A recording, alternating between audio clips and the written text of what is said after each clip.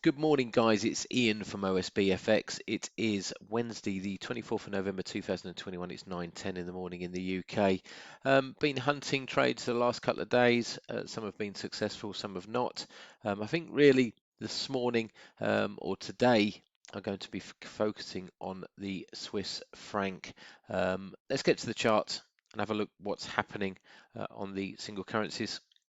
So here we've got the list of single currencies and single currency baskets. We've got the dollar.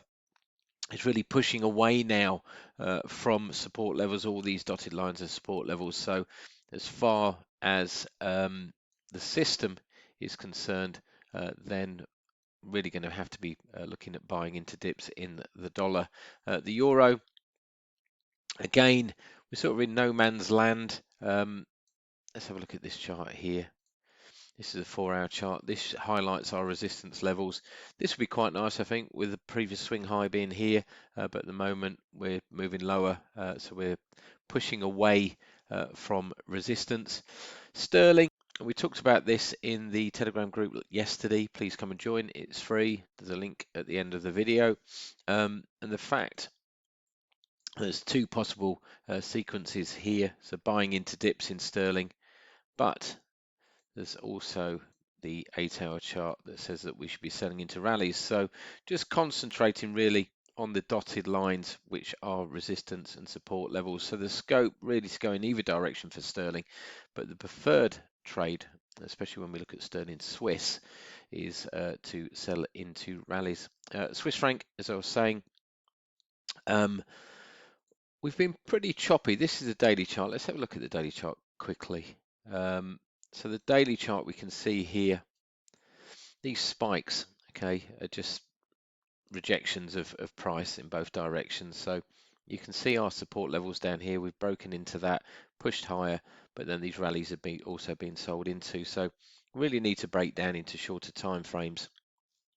And I believe this is quite interesting.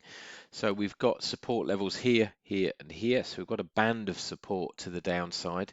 We're through this level now. So slightly negative bias going into this morning, but we have a lovely pattern forming or potentially forming at 347, which is a lot higher as far as this Swissy is concerned. So if we put an info line on, and in fact we put that on there, it'd mean about a 14% rally on the single currency chart from these lows. So this is sort of saying or highlighting to buy into dips. And if we go to this chart here,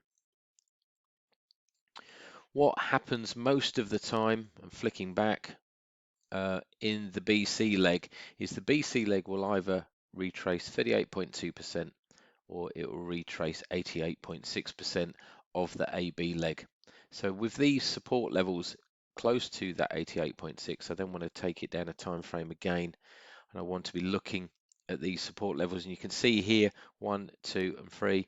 This one's going to be too far, but the blue and the purple support levels are very close to 88.6. So this is my sort of buy zone. I don't want to be doing anything at the moment while it's just gyrating in between resistance and support. But if we get down here, I want to be buying into Swiss.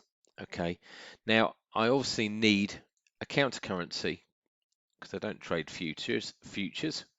So I need to be looking at different currency pairs to trade against it. Now I've already said that the dollar is really a buy on dips. So if I'm buying the Swiss franc, then I can't be buying the dollar as well. So that's out of the equation.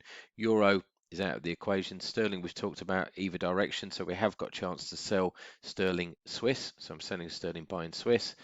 And we've also got Aussie and New Zealand. So if you look at the CAD, that's rallied strongly from that support level. We missed a CAD yen trade yesterday, which was a little bit disappointing, but that's pushing up to the upside.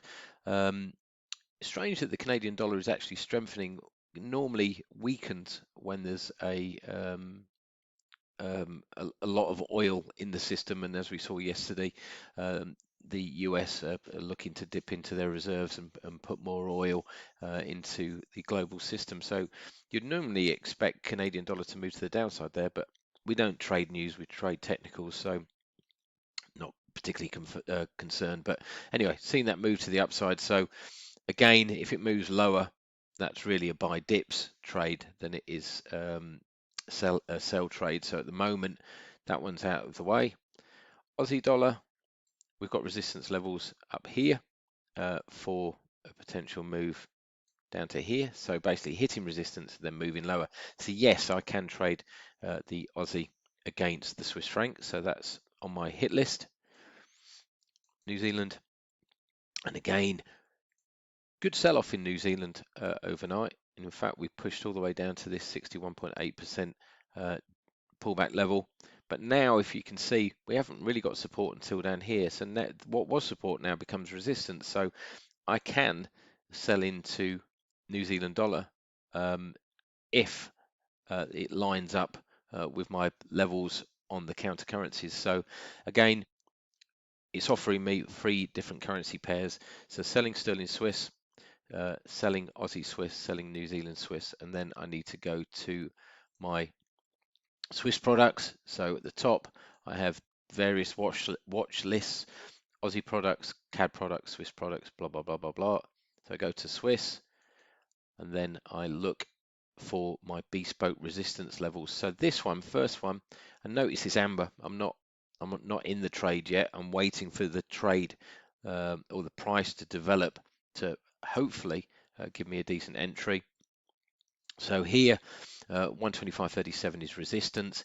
If the Swiss franc is at support, and if sterling is at resistance, then I will initiate this trade. And I like these 88.6% pullback levels because I know where my stop is, and it's, as we keep on saying, it really is all about risk reward as far as trading is concerned. And this sort of, if we can get in around these levels, you know, we can get about a 10 to 1 risk reward set up on sterling Swiss. So 88.6% being a favored entry. New Zealand Swiss, and again, looking for prime zones. So these dotted black lines are bespoke resistance, 64.93, 64.88. Now 64.95 makes a bat formation. So let's just draw that on just for those that don't know. So I'd be looking at trading the BC leg. Okay, this is the zone really, 93, 95. I don't really want to be trading this one, but we'll have a look at it when or if New Zealand hits resistance the same time Swiss hits support. Last one, Aussie Swiss. And again, this one's a lot higher up. We've got a resistance zone here at 67.73, 67.77. If we look to see what formation we can possibly make, then we'll be looking at the higher level, which is at 67.77, to initiate the trade to come down in the BC leg. Again, they're not really favored because it's difficult to find a previous swing high for a stop, etc. But we have got I use DMARC indicators, so I look for 9 counts in DMARC. They normally correction counts. DMARC then says that you take the length of the nine candle, you project that on top of the 9 candle, and that's your stop loss. Or you can look for a reaction lower at these levels, or what I do, look for a reaction lower. If it does react lower from that level, then try and sell on a slight recovery with a stop above the high, which limits the stop loss. So basically, to reiterate, Swiss is in focus really this morning, and the counter currencies against Swiss are sterling Swiss, New Zealand Swiss, Aussie Swiss, with a favoured cross currency pair really being sterling Swiss, purely on the back of risk reward. Okay, guys, I hope that makes sense. I'll keep you posted. If you want to join the Telegram group, like I said, it's all free of charge, and in there we offer some quite timely updates on what we're looking at. Okay, guys, good luck. See you soon.